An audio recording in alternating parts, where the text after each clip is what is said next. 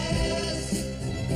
It's the only thing to look forward to, the past.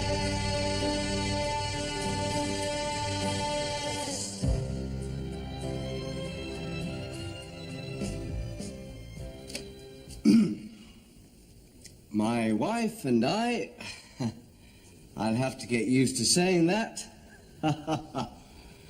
My wife and I would like to thank everybody for coming here today, especially Mr. and Mrs. Chambers for laying on this wonderful do. And to Thelma's Uncle Norman, a special thanks for his few kind words. I don't know how to follow a funny speech like that, so I won't try. Rats. Oh, yes. Thank you for the lovely presents. It's a good job Thelma and I like toast, as we now have a toast rack for every day of the week. That should get a laugh at the wedding.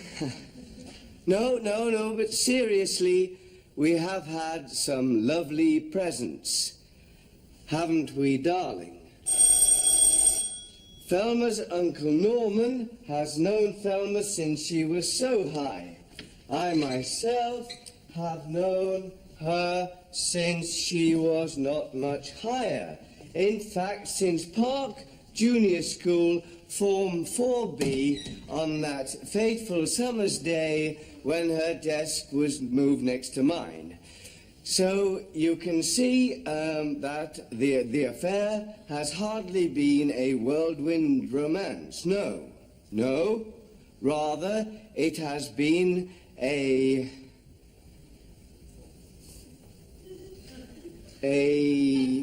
long, drawn-out, boring affair of no interest to anybody but the pair of you.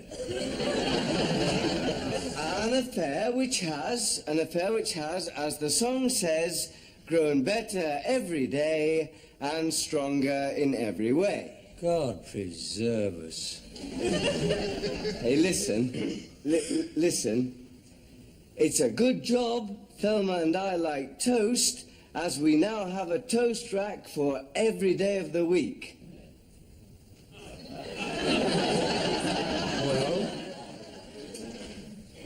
Don't you think that'll get a laugh at the wedding? It'll hardly have them rolling under the tables, will it? You shouldn't try to be funny, Bob. You know how terrible you are at telling jokes. You can say what you like, Terry, tonight. Nothing is going to get up my nose. I feel calm and serene, above it all, on a different plane. Just mind over matter. I have achieved tranquility through concentration and discipline. Plus 4 sleeping pills and 6 tranquilizers. You haven't. You'll sleep through the whole honeymoon. And 3 travel sickness pills and an iron geloid. Why an iron geloid? Well, that one was a mistake. I hope it doesn't clash. Your system will never stand the shock. You'll become a drug addict overnight. Poor Thelma, thinking she's marrying a nice young man with prospects. What a shock's in store for her tomorrow night. There she'll be, lying there in a new nylon nightie, and there'll be you, writhing on the floor, having the cold turkey, salivering at the mouth and pulling out your hair and screaming, "Where's me iron geloid? Where's me iron geloid?" Yeah, those pills haven't made me tired at all, but I do feel tranquil. I feel incredibly tranquil. And I feel calm and relaxed. I can't find the ring. What? I knew it. Man, calm down. Just testing your discipline and control. Well, you shouldn't joke about things like that. You could have done serious damage to my metabolism. Look, there's only one sure way of unwinding, and that's to get a few bevies under your belt. Come on, get your coat on. All the lads are down the Black Horse. All what lads? All of them. Sid, Steve, John, Tony, Blakey, Big Dave, everybody. Well, they can stay there, can't they? I mean, I'm not going out tonight. I told you I wasn't going out tonight. That was the point of asking you round here, wasn't it? Just the two of us. I know. It's my little surprise, isn't it? I arranged it behind your back. It's a little surprise, like. Howie. Well, thank you very much, but I'm in for the night. I've got my packing to do. God's sake, man, it's your stag night. I know, I told you I wasn't having a stag, didn't I? Not in the old-fashioned traditional sense. And what is the old-fashioned traditional sense? You know, all that last-minute desperate drunkenness. And what is wrong with all that last-minute desperate drunkenness? That is what a stag party is about. That is a proper stag party. God in heaven, what do things come into? Now it's an evening in for two instead of a great roaring booze-up and punch-up. I'm not going near a pub. You're just going to sit here, are you? In the lotus position, I suppose. A drugged-up zombie with his telly and cocoa. People don't do that nowadays, anyhow. They don't have night before rave-ups, and I'm not either. Well, you should. You should feel ashamed breaking tradition like this. Stag parties should be drunken do's, and they should be the night before. I mean, that's what gives some bite to the wedding, some drama. Because nobody knows if the groom's going to make it or not. I'm going to make it. I have every intention of making it. That's why I'm staying in and I'm staying sober. You're just going to sit there, ticking away the hours to blast off. It'll be agony. Blast off? I'm not going into lunar orbit. I'm getting married in the morning, and I've every intention of turning up there looking good and reasonable and refreshed and respectable and a credit to my bride. I go out with you tonight, Terry, the chances are I'll end up in a police station or a casualty ward or bound and gagged to a North Sea oil rig. What are the lads gonna think? They can think what they like. You'll never be able to look any of them straight in the eyes again. Terry, if I go out with you tonight, I'll never look anyone straight in the eyes again. Oh, Bob, please, think. I appeal to you. Think of all the great stags of the past. Think of all the lads whose memory you're letting down. Think of Bob Shearer, who went to the wrong church. And Tony Charles, who was sick in the vestry. And John Webb and the stomach pump. Was that in vain? Well, more fool them. I told you all along how I was spending my stag night. Anyhow, drink on top of all those tranquilizers could be dangerous. Bob, sometimes you've got to live a little dangerously. You can't go through life worrying about how you're going to feel tomorrow. If you adopt that attitude, you never eat anything in case you had a sore stomach. You never drink anything in case you had a sore head. You never make love in case you had a sore back. You have got to live for now, for today. Keep something spontaneous about life, a sense of adventure, excitement. I'm right now, aren't I? So what are we going to do? I'll put the kettle on, then we'll have a game of Ludo.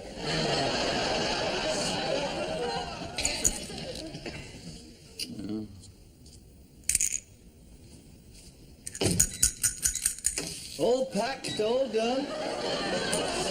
No last-minute panic, no last-minute rush. You're going to make someone a wonderful road manager. Well, I feel happier in my mind now, knowing that it's all done, that I'm all packed. Should we get off to the church now, do you think? To avoid last-minute panic? Make sure we get a good queue? Now, let me see. Passport, tickets, travellers' checks. I'll need a little sterling at the airport, but that can come out of my Ludo winnings. You'll get your money. Anytime, Terry, anytime before tomorrow tea time. Stupid game Ludo anyway, just to look at the dice. What have you been doing while I was packing? Improving your Ludo? I've been sitting here burning with anticipation, waiting for the epilogue in the shipping forecast. Cocoa? I'll cocoa you before this night's over. Or would you like to read this? What is it? It's our honeymoon holiday brochure. I'd rather play solo Ludo, thank you very much. I've always wanted to go skiing. Norway's so handy from here. This time tomorrow night, we'll be in our chalet. I think I'll manage all right. Thelma and me have been doing the exercises.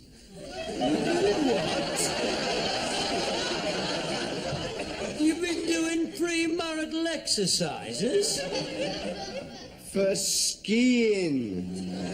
For the skiing, for poise and balance and suppleness and that. It'll end in tears, this honeymoon. Soon as your poise and suppleness goes, once you lose your balance and topple off. You should see this hotel. The dining room boasts an international cuisine. There is a sauna bath, beauty parlour, and in the troll bar, our guests from many lands can relax with an après-ski cocktail. What does après-ski mean? After the skiing. After the skiing, Robert, you will be relaxing with your left leg encased in plaster from toe to thigh. Or for late-night revellers, the Viking discotheque offers dancing to the latest groovy sounds. Till dawn. Not for the limbless ex-skiers, it doesn't. You're bound to break something over there, you know that, don't you? A leg or a collarbone. Or catch flu, or get frostbite. How can I get frostbite? Easily, you're going to Norway, aren't you? That's where you get frostbite, Norway, places like that. Fancy getting frostbite on your honeymoon. Tax the extremities, you know. I'm going on a skiing holiday, not a polar expedition. Yeah, that brochure only talks about the centrally heated indoors. There is no clue as to the hazards without. There's no mention of the glaciers and the avalanches and the man-eating wolves. Where do you get all this from? Biggles in the Arctic? It just seems to me that a honeymoon is a fairly important occasion, being how it's supposed to be the first time you're embarking on the great adventure of sleeping together. So why take unnecessary risks? You're going to spend most of your time giggling under the sheets anyway, so why not honeymoon in Edinburgh, where it's safe? You're not going to get eaten by a wolf in Princes Street. I'm not going to get eaten by a wolf anywhere. Yeah, well, don't blame me if you are. And just remember, if you do break something over there, whatever it may be, while you're stuck in your wheelchair in the troll bar, supping your après-ski, some tall, 6-foot, handsome, blonde ski instructor has got your Thelma on the slopes. Look, I don't have any doubts about Thelma's faithfulness. She's not going to be flashing ghost signals at every Tom, Dick and Sven. Every time my back is broken, turned, what sort of girl do you think I'm marrying? It's got nothing to do with her,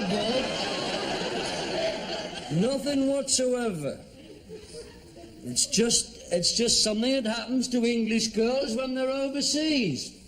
It happens all the time. All the time, to all sorts, even staunch Methodist girls. Even my cousin Olive, who was a sub-postmistress and is now married to a Maltese chippy. Thelma's an assistant librarian. That's just the sort. You must have read last week's expose in the News of the World of English Girls Abroad. The wild and the willing, they call them.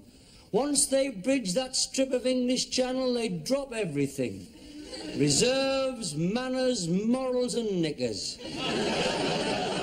It's only in unguarded moments on sun-soaked beaches do they let their passions rule their discretions. You did read last week's News of the World. Yes, but there was no mention of Norway. Robert, one snow-infested slope was much the same as any other. as is one blonde ski instructor or one dark-haired disc jockey. They're all the same breed. What would I do in a situation like that? I mean, what would I do if I broke a leg or something? Only one thing to do. What? Break Thelma's leg. Sweet dreams. I thought you'd have been fast asleep by now. I can't sleep. Those pills don't seem to be working. Perhaps I'll read a bit. We should never have played Ludo. All that tension and excitement, it's got your adrenaline going. I might rewrite me speech. That joke about the parrot. Did you think that was funny? Did that make you laugh? It was the high point of the evening, Bob. I'm not sure now about that toast rack bit. I might take that out. I don't want to be too controversial. Oh, What's the matter? I thought for a moment I felt a yawn coming on. Would you like another cup of cocoa? No. On second thoughts, I think you've had one too many already. You mustn't take any chances, Wilson. Oh, shut up, will you? Come on, get into bed. Let's get some sleep. Oh, do I have to sleep with you? Why can't I be in the spare? With me Auntie Beatty, there'd be talk. Well, give us some room, then. Move your feet, move your feet. Well, you've got a warm bit there. I'm not sure that Thelma would approve of this. She'll never believe the night we spent. I can't believe it either. You know, I don't think it was a yawn. I think it was just wind. No, you tell me. I might take another pill. A different pill. There were some pretty yellow ones with hundreds and thousands inside. Where? In my mother's medicine cabinet. You can't go rummaging through there, picking out things at random. You can't go picking pills just 'cause they're pretty. Now look. Now just close your eyes and think of some fantasy. You'll soon be away. All right. Good night. Good night, Terry. What the hell's this? Oh, that's for tomorrow, isn't it? I got it for tomorrow, for emergencies. Be prepared. You scheming, rotten...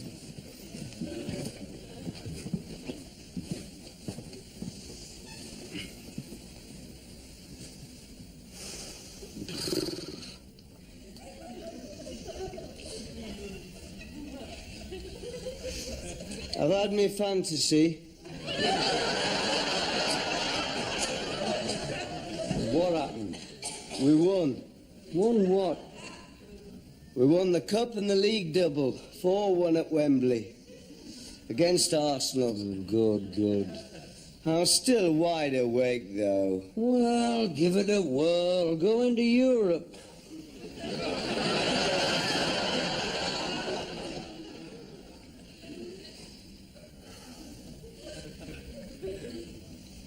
We're losing.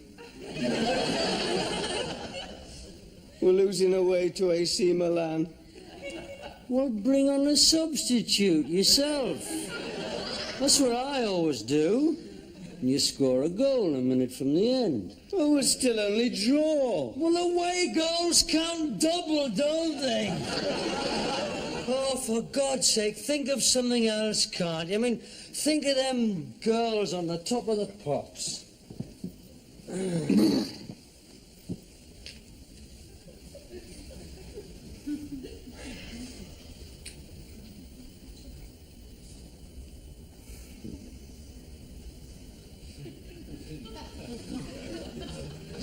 think I've got one.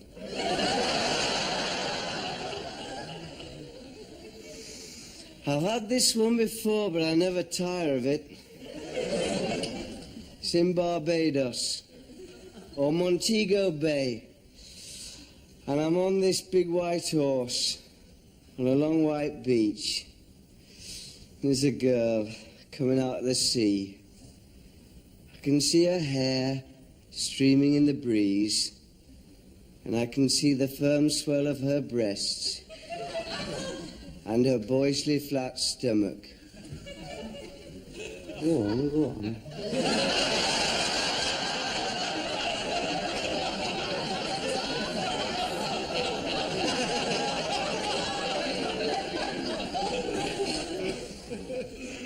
She's naked, except for a knife tied round her thigh. Her bronze thigh. Yes, her bronze thigh. We meet, and we kiss, and we cling, our wet bodies locked together in a warm embrace. I want you now, I whisper. Now, now. Wait, darling, she sighs. I can't, I say. My senses on fire at her touch. I want you now. Now with the sun and the sea and the sand. But darling, she says, we've got so much time. No, we haven't, I say. The tide's coming in. Yeah, it's one of them frustration ones. Yeah, I got a lot of them. Who was the girl? No, she'll a thing. No, it was Thelma. Thelma? Thelma? Why her? Why wasn't it a film star or Miss Kiana or somebody? Well, I love Thelma. I'm getting married to her in a few hours' time. I know, but you can still have your fantasies, can't you? I mean, just because you love someone doesn't give them automatic access to your fantasies. It's a waste of a fantasy otherwise. I never wasted them on my wife. I mean, she was in bed with me when I went to sleep and she was there when I woke up. And in between, she never had a look in.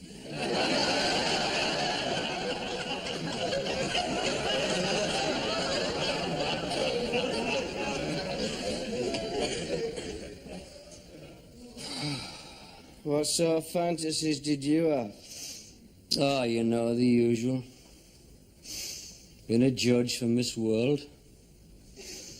And being bribed. Or else I was wounded in the Israeli army.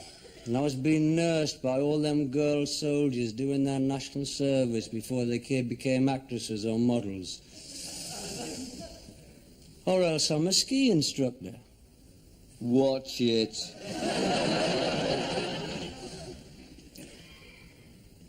Sometimes I'm the new master at the girls' high school. That one seems to come back more and more. Yes, gym slips. I've been worried about that. I think the sexiest program on television's Top of the Form, not Top of the Pops. If I have too many schoolgirl fantasies, I'll balance things up with a nice, healthy, sporty one. Last week I won the Ascot Gold Cup. Who was on you, Lester Piggott? He's heavier than you think. Me fetlocks are killing me.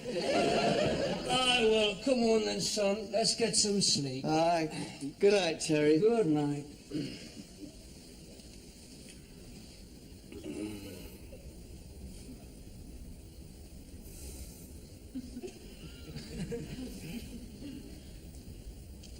No.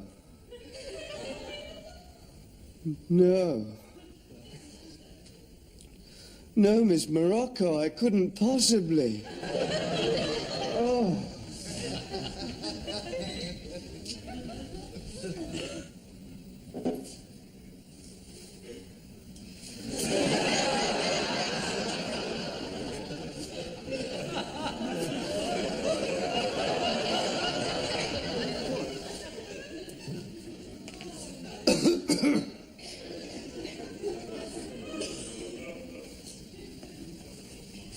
Terry? Terry? Hmm? Oh, my God! Really? Oh, you great fool, standing there dressed like that. I thought you were an undertaker. I thought I must have died. Oh, I'm sorry.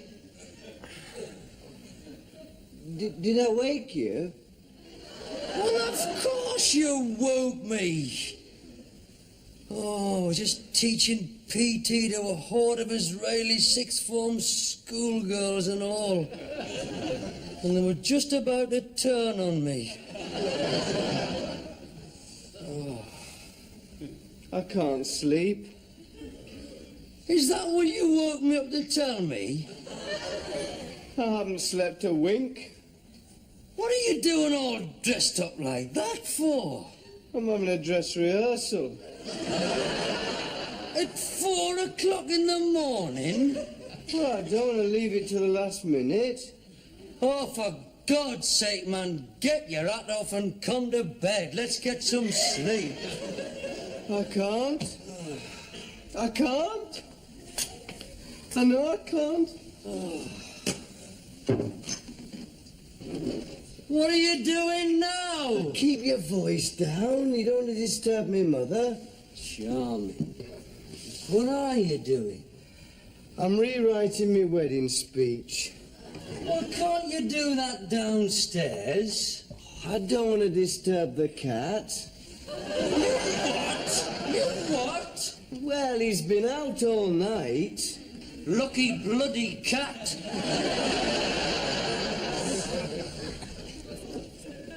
This won't work properly. Have you got a pencil? Do you believe I haven't got one on me? Isn't that kind?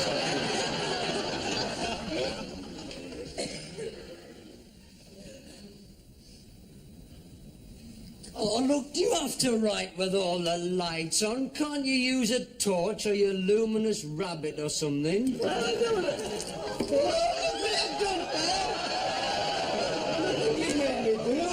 what have I done? What am I going to do, Terry? Well, don't ask me. Well, I am asking you. It's one of your functions, isn't it? That's why I asked you to spend the last night with me. The best man's functions, isn't it? Emergencies, telegrams and taxis. It's gone right through. The ink's gone right through. Yeah, well, wiping that lot off doesn't come under my definition of an emergency. Terry, what am I going to do? I don't know, but I'll tell you one thing. Whatever it is we do, we're going to have a drink with it.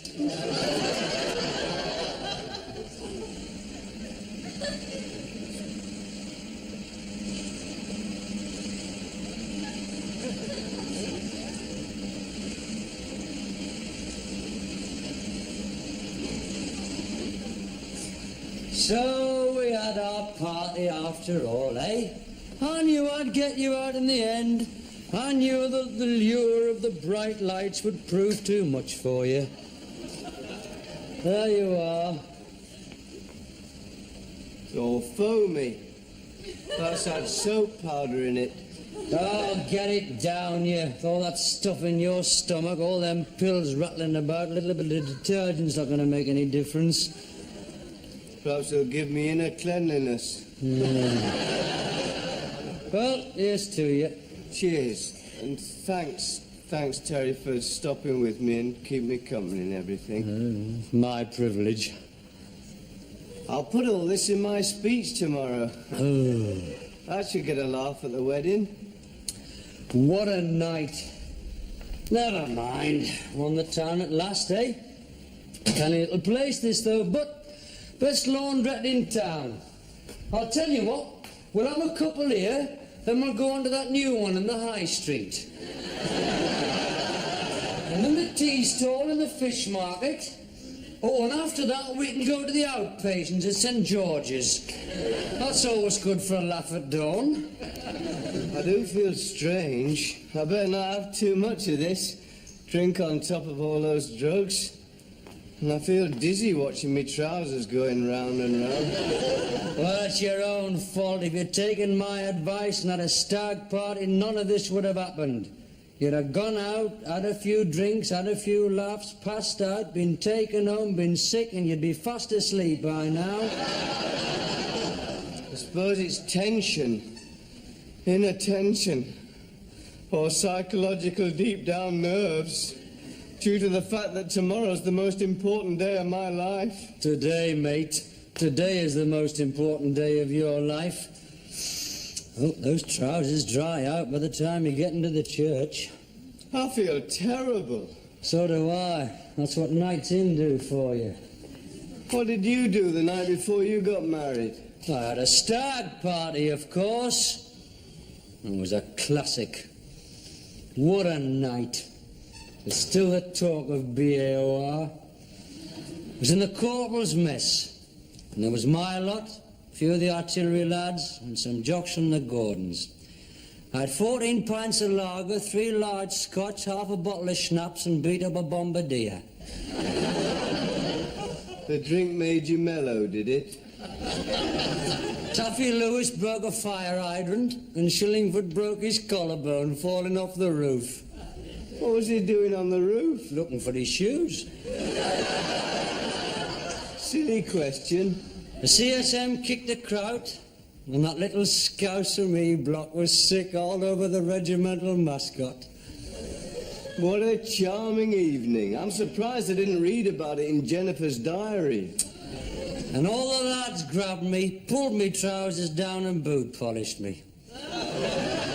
6 hours before the service and all. God, did you ever get it off? By the time I got demobbed, it had lost most of its shine. And that's your idea of a great pre-marital evening, is it? Well, at least I didn't have any trouble getting to sleep, no inattention. They just poured me into me bunk, and the next thing I knew was when they pronounced us man and wife.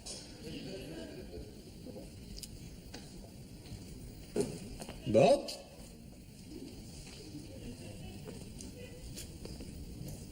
Bob! Hey, come on, Bob. Wakey, wakey. Come on. No good lying there like that. I'm not going to give you the kiss alive. Come on, son, come on. You're getting married tomorrow. Bom, bom, ba, bom. Bom, bom, ba, bom. Bom, bom.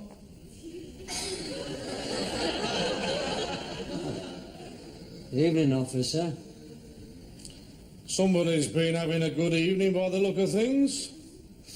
Somebody's been painting the town a little bit too red. Oh, we haven't. We haven't been across the doors. Oh, aye. Pull the other one. Eureka spirits. All we've had tonight is Coco, the epilogue, and a few fantasies.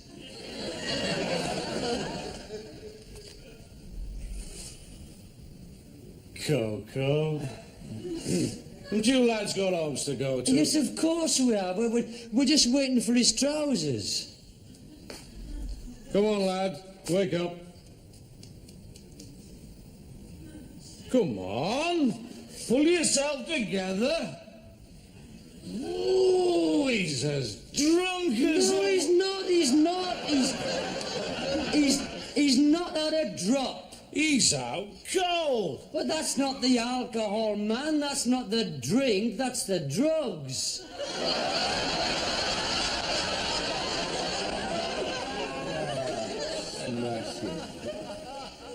Oh, what a fantastic night's sleep. Oh, those Israeli girls. Mine, the sun gets everywhere. Oh, has my mum been in with the tea yet? Not yet. Where's my lampshade gone? Where's my bedroom gone? Say, where are we? Where are we? Leave off your food. Don't panic. Get a grip of yourself. There is nothing to worry about. We're in a cell.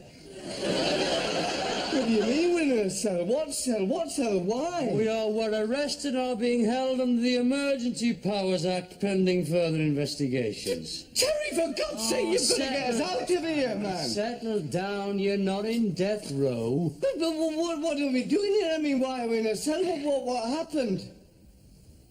Do you remember the police box and the strange doctor? Be serious, will you? Do you remember the laundrette? Oh, God, aye. Right, well, you crashed out. Your system collapsed under the mixture of Scotch tranquilizers and detergents. And the law came along and brought us in. On what charge? Well, I don't know. Vagrancy, disorderly conduct, drunken charge of a spin dryer. What time is it? It's all right. I've told them you're getting married. They might give you a lift to the church. An escort.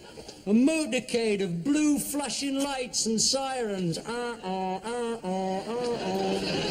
God, no, not in front of Thelma's mother. She nearly had a heart attack when a policeman asked me for my road tax.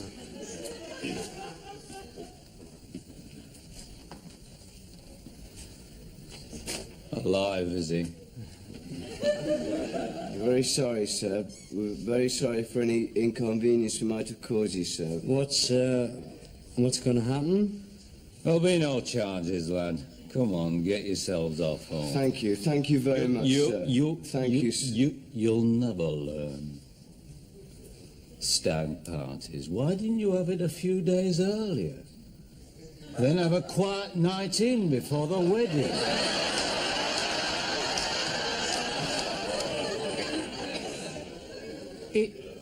It's an important day, you know. It's the most important of your life. You don't want to turn up looking and feeling terrible, like I did. I'll remember next time, sir. How many wives are you planning on? Come on, let's get you home and get you dressed. Oh, here, by the way. I think these are yours.